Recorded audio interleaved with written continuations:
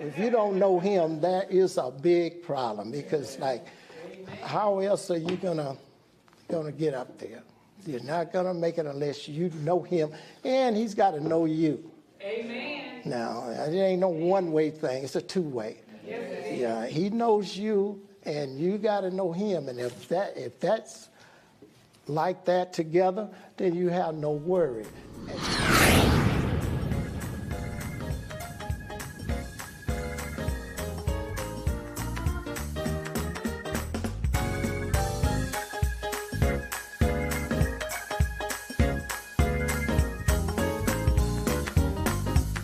I want to talk about is with God, all things. You know what the rest of it is. Are possible. I mean, all things, no matter what it is, no matter what your circumstances are, no matter what the situation is, with God, all things are possible. And some of the things that I want to talk about that God made possible, I mean, all the things that's here is because of God. At first, he made the world. Mm-hmm. Then it was dark, so he said, well, he needed some light. So he divided darkness and the night.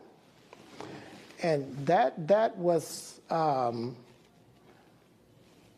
something that I think about. I said, wow, I said, it had to be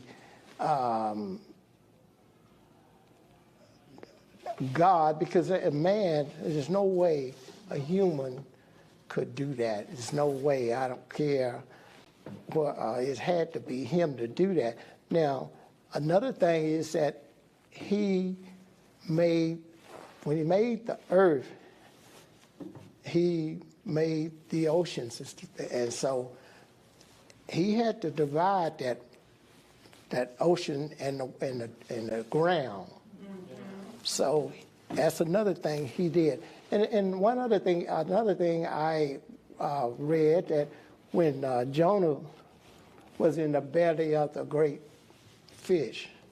Now, I've seen some big fish. I've seen some huge ones. But I would, it don't say it said fish in the Bible, but I would say a whale, because it would for a fish to be able to swallow a human and keep it in his body for 2 or 3 days, or how long he was in there, then I don't know one that would be able to do that. Not even a shark. They are big, but I don't think they will do that. But a whale, I know that I've seen them in person, whales, and they are huge. And so I think that would be rather than they put whales in there, they just said fish, and I'll go with that. But it had to, and God got him out of there. So he made that possible for Jonah to come out of that whale's belly and still survive. Another thing, when he got the Hebrew boys out of the fiery furnace. Mm-hmm. Now, and wasn't a hair burned on them, skin wasn't touched, and nothing like that. So only God can do that. It's no human would not be able to do that. And another thing we're going to get to, when he dealing with Pharaoh. We know who Pharaoh was. Mm-hmm. We knew how he treated the children and everything. So God didn't like what was happening to the children. So he caused many things to happen. Yes. in Egypt to Pharaoh and his land and everything. Some of the things that happened, Now, God sent Moses to talk to Pharaoh about letting the children go. So, Pharaoh was something like some of us. Show me. But I mean, he was, and then I thought about a guy in Russia. I don't like to call his name. Yeah, you're gonna just have to show him, and that's what it's gonna probably amount to. But Pharaoh was the same way. He was stubborn and hard-headed, and he wanted to have his way. So there were many things that happened in Egypt before he decided to, I better go ahead on and do what God says, let the people go. So some of the things he caused in Egypt was he called plagues to happen. He caused frogs to be everywhere, all over the place. He caused locusts to eat up all the crops and stuff like that. And he also caused lice to cover the earth. And also he caused all the cattle that belonged to Egypt. Now this was one. There was some there, Egypt and Israel. So he caused all the cattle that belonged to Israel, which was Pharaoh. I mean, Egypt, which belonged to Pharaoh, to die. But the cattle that belonged to Israel, nothing happened to them. So you can see right there that, God can do anything. And he can do all things. Now, when Pharaoh allowed the children to leave, they were headed out in a direction. Now, it was, I guess, a couple of ways that they could go, leaving Egypt. So he told Moses not to take the shortest route, because the shortest route would take them through the Palestines. And they was at war, and he said that if the children would get tied up, see they had a war going on their way out, then they would change their mind, turn around and go back to Pharaoh. So God didn't want that to happen. So he sent them around a different direction so they can get to where he wanted them to go. And when they arrived at the Red Sea, there was something else that happened. Now, all the people, animals, and wagons or whatever they had carrying their goods, they couldn't swim across that river. They didn't have a boat to load it on to take them across the river. So God realized that. So he said, well, I know what I'll do. I'll make it where they can cross. So, and he all he did was tell Moses to hold that rod up there, and Moses did. And the water divided. Yes. So, and said the people went across on dry land. So, that'll tell you right there, there is nothing impossible for God to do. And I'm telling you, he's done some impossible things that I know personally for me, and I just thank him for all of that, because I know that many times, and for me, I'm talking about me now, that especially in the war, when you can hear those bullets going right by your ear and stuff like that, it just, you know, it had to be God, because like what they were using, it wasn't like back in the day they had spears and stuff like that. It wasn't no way you can dodge them. That when they shoot at you, shooting the bullets, but you know they just went by me, and I tell you, it had to be God directing those bullets, because I mean once I got hit, but it wasn't where it took me. I had to go to the hospital for a month and a half, and I tell you what, when they finished with me there. And I thought I was getting ready to come home. I'd been over there, got over there in December. This was like March. And so that happened. And so, you know, I was ready to leave. Am I going home? I never forget this. He said, no, you're going back to your company. I said, wow.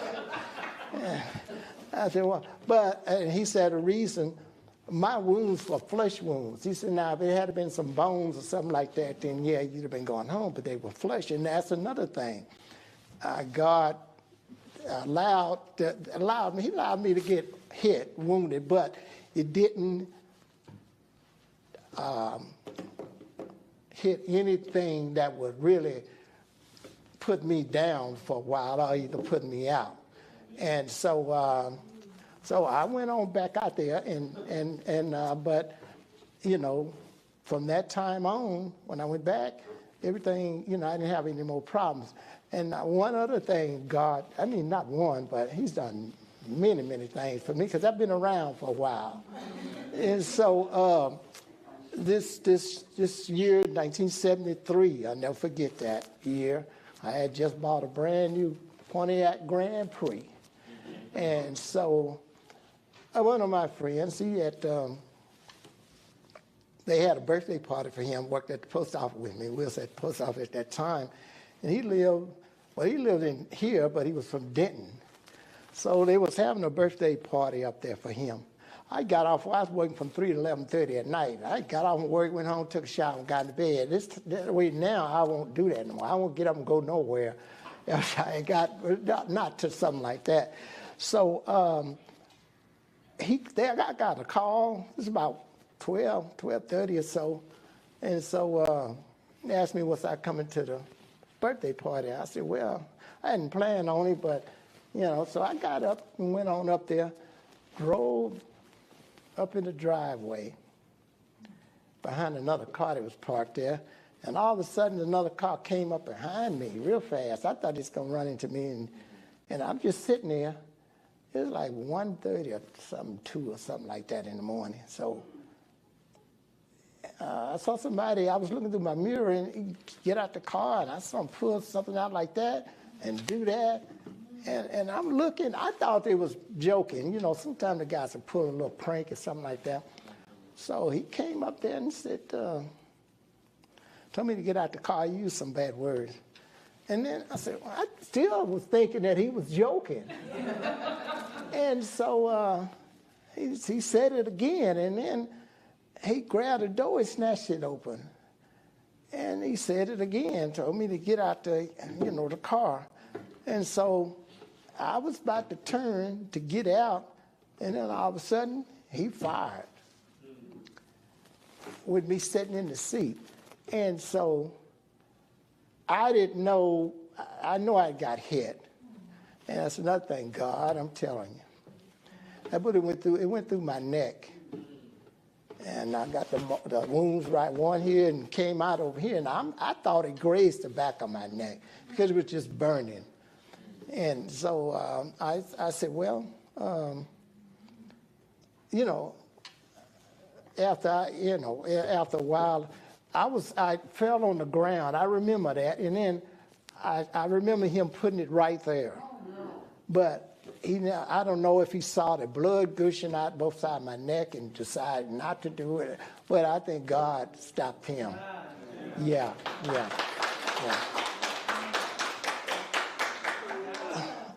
So, but the thing, and I tell you, that was a long night for me because they had a hospital up there, and then they took me there and got me out and took me in the emergency room. And so I was in there for a minute or two, and then this nurse come in there said, we don't, the ambulance was gone. They took me there, said, we don't have doctors here to treat gunshot wounds. And I said, she said, we've got to send you to Dallas. So they called the ambulance back, and they put me back in there and took me to Dallas, Parkland. And I didn't know where they was taking me. If I had known, they would never took me to Parkland. I told them to take me somewhere else. But this is something. But when I got there, this doctor, I was laying up in the emergency room, my eyes closed, and I heard somebody talking. I looked up, and there was a whole bunch of doctors standing around, and this old doctor was standing over me, and I heard him say, the bullet went in this side and came out this side. That's the only time I knew that bullet didn't graze my neck. It went through. And so he said, we got to send you down. No, before that, I had bought a $300-something leather jacket. It was cold, and I had it on. And you know, they don't pull it off of you. They cut it, and I was mad. I mean, they did, really. They took and went up them sleeves and cut it off because they couldn't, he said they couldn't move me. So anyway, they took me down for an x-ray. And I came back up there, and the doctor said, somebody's looking out for you. And I said, yeah, I know. And so I said, he's been doing that for a long time. And so he said, the bullet went through your neck. The only way it could have gone without either paralyzing you for life or killing you. So he said it missed everything that was vital by just a hair. And I said, God had to guide that bullet through there. But that guy, I don't know, he thought I was somebody else. Because another one of my buddies, and I got mad with him later on when I found out that he had a Pontiac too, just like mine. And he was up there, and he was seeing this guy's wife. And the guy thought it was me. He just knew, and when we went to court, he said he just knew the guy had a Pontiac Grand Prix. And so he had to go down for quite a while for that. To say this, what I was saying, with God, all things are possible. He made it possible for me. He made it possible for all of us because we're still here. Amen.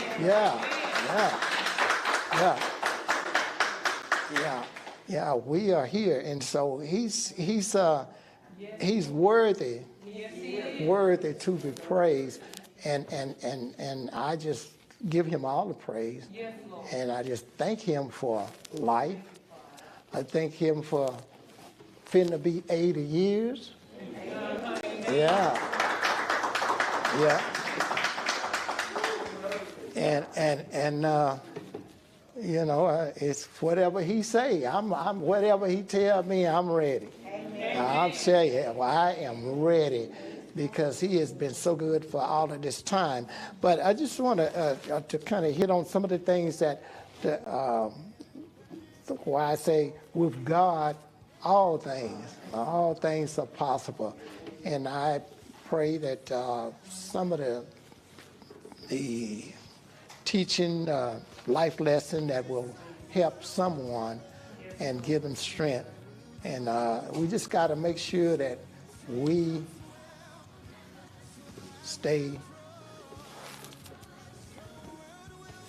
keep our mind on God at all times. And he will see us through whatever the situation is. It doesn't matter. It could be, you could be like you know you're not going to make it through yourself. But, God knows before you know what's going to happen. He already knows. And he has plans to make it happen the way he wants it to happen.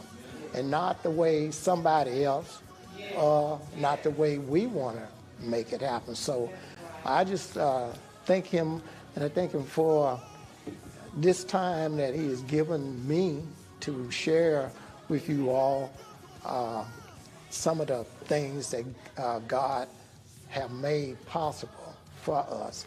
And it all started back a long time ago when he formed the world. And that's when things start happening then. So this is going to end my life lesson for today. And I want to pray that everyone that had here that gained something like I know I did. And it was interesting into, when you start digging deep in the treasures and mysteries of God, you'll find some treasures and you'll find some mysteries, and he's got some. And still, right now, some new ones. They're not, every day.